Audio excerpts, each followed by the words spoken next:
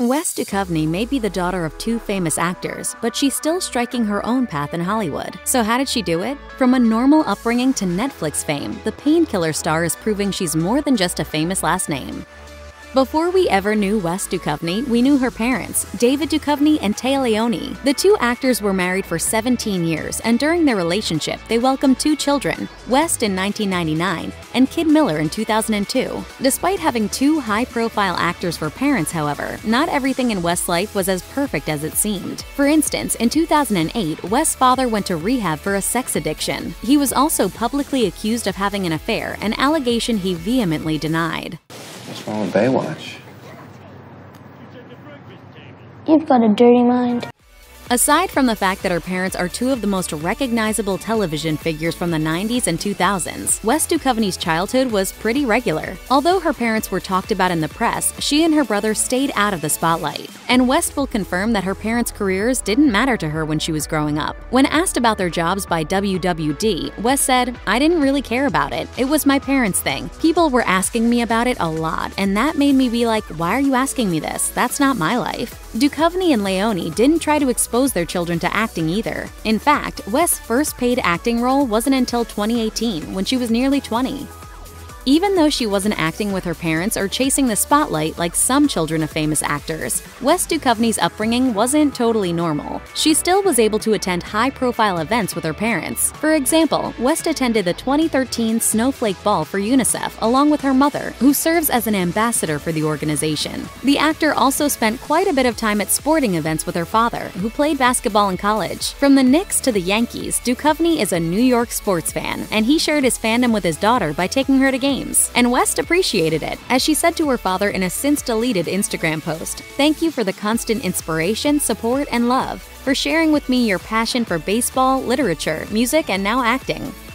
Before she settled on an acting career, West Duchovny planned on attending college and majoring in pre-med. But after acting in a play on a whim, her dreams changed. She told WWD, "I had never felt that way about anything. I never loved anything I had tried so effortlessly. I felt like I had been pushing myself to love school and love academics, but acting felt like the first thing that I wanted to commit to really getting to know and doing." Eventually, her parents got on board, and today they're two of West's biggest fans. West noted to WWD, "Now I'll call my mom if I want advice. They're both super supportive now. I think it just took them a little bit to take me seriously, because it felt so random, but I told them, no guys, this is what I need to do."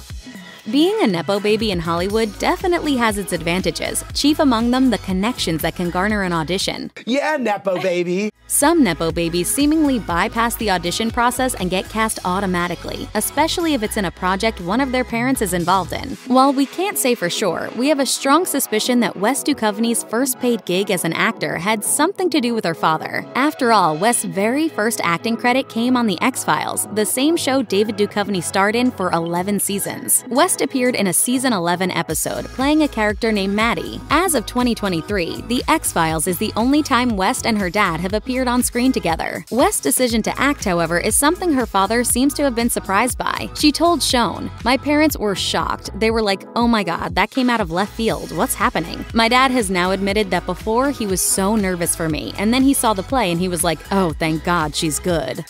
While being a Nepo baby can get an actor in the door, it doesn't necessarily mean the actor gets to stay there. As evidenced by West Duchovny's start, Nepo babies aren't immune to the slow beginnings of an acting career. After appearing in The X-Files, Duchovny was cast in smaller roles in projects like The Report and The Magicians. In February 2020, it was announced that Duchovny had been cast in an HBO project called Vegas High. Unfortunately, the pilot was canceled before making it to air. That said, the various small projects Duchovny acted in weren't totally in vain.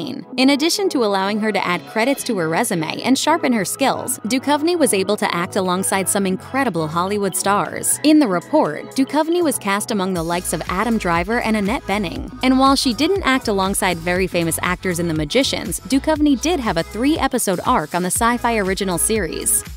Work begets work, and after snagging roles in some movies and television series, Wes Duchovny was cast in 2 more films with major stars. In 2021, A Mouthful of Air, starring Amanda Seyfried and featuring Paul Giamatti, premiered. And in 2022, we were able to see Duchovny on screen again in Linoleum, a Colin West sci-fi dramedy starring Jim Gaffigan and Ray Seahorn. But shooting Linoleum wasn't exactly smooth sailing for Duchovny and the entire cast. Filming took place amid the COVID-19 pandemic, which brought about several challenges. Wes said in an interview with Fab TV, "The whole process was funny because it was kind of during COVID, and we were in a bubble in Kingston, New York.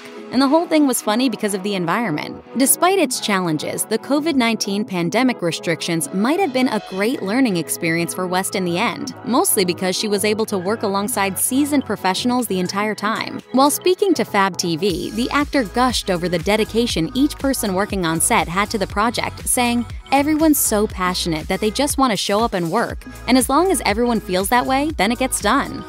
While she hasn't yet had a long enough career to have a defining role, Wes Duchovny does now have a couple of projects that she's been associated with. The first is Saint X, a Hulu television series based on the novel of the same name. In the series, West played a young woman named Allison Thomas who mysteriously dies while on vacation. West was attracted to the role for a couple of reasons, one of which was the opportunity to play a girl who isn't perfect. She explained to Shone, "Saint X shows all the complexities of the themes of race and colonialism and white privilege and economic disparity, and I thought it did that in such a smart way." While West was quite optimistic about Saint X, the critics weren't quite on board. The series didn't score well on Rotten Tomatoes, and there was little hype about it online. Still, she relished the opportunity and appreciated her character. West told WWD, "I think I like just having a character who really accurately represents the complexities of what it means to be a young woman in various scenarios in the world."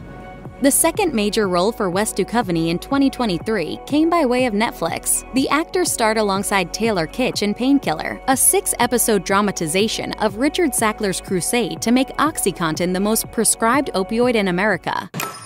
If we place ourselves right there, between pain and pleasure, we will never have to worry about money again. West plays pharmaceutical representative Shannon Schaefer and found the role to be rewarding in multiple ways. As she told W Magazine, "The scenes that felt so significant were the ones where she was like, 'Oh my god, I'm helping people, I'm doing good,' and then suddenly she gets confronted with the possibility that maybe she's not doing good, maybe she's not helping people but actually hurting people." The reviews for Painkiller weren't great, but they were better than those for Saint X, and the show as a whole garnered lots more attention. West also got positive feedback from critics for her performance. For instance, a critic from RogerEbert.com called West promising, while also noting that she can handle more challenging material as an actor. Overall, the role was positive for West Duchovny, who told W Magazine, "It's cool when art can incite action or make you feel like you want to do something differently. I want people to be angry."